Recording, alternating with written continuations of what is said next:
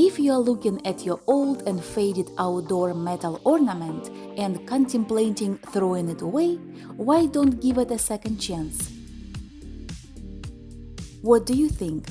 Do you like it? I made it easy, simple and inexpensive. If you are interested, keep watching.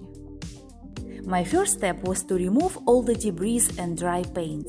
I would suggest doing it on a disposable cloth, wearing goggles and a face mask, as this job can be quite messy. I had to buy a pair of gloves at Home Depot to protect my hands. In terms of tools, I tried to use whatever I had in my toolbox, such as this scraper for large areas and a small screwdriver for small areas.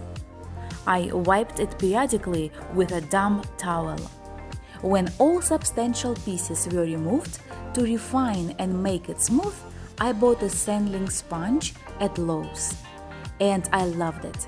It was doing an amazing job. Now, when the entire messy job was done, I cleaned the ornament with a damp towel and rinsed it outside. After it was dry, I moved to the painting part. I don't have to worry about any rust protection, as I live in a hot and dry climate. However, the heat and sun are my biggest concerns. I bought some Craft Smart outdoor paints in Michael's: Tire Swing, Golden Yellow, Red Poppy, and Fern. As I wanted my ornament glossy, the clerk recommended Dura Clear Gloss Varnish. I bought some small brushes and containers with the lids at the Dollar Tree store. Of course, we all have different ornaments and different colors, so my general idea in painting ornaments is to have two variations of each color, the original one and a darker version. I added a drop or two of black into the golden yellow, mixed it well, and now I had a darker version of yellow. The same I did with the red poppy and fern. I started with dark red. It was a beautiful, juicy and highly pigmented paint. It had a great coverage even with one coat. Now I moved to the dark yellow. The paint was not as pigmented as the poppy red. I liked that all these paints are drying quickly, so it was not that messy. Also, I liked that these paints were completely odorless and appreciated the fact I could do my project indoors. While I'm painting, let me read the label. Durable, non-toxic, outdoor paint. Adheres to most terracotta, metal, wood, concrete decor, etc. Weather and water resistant after paint cures for 72 hours.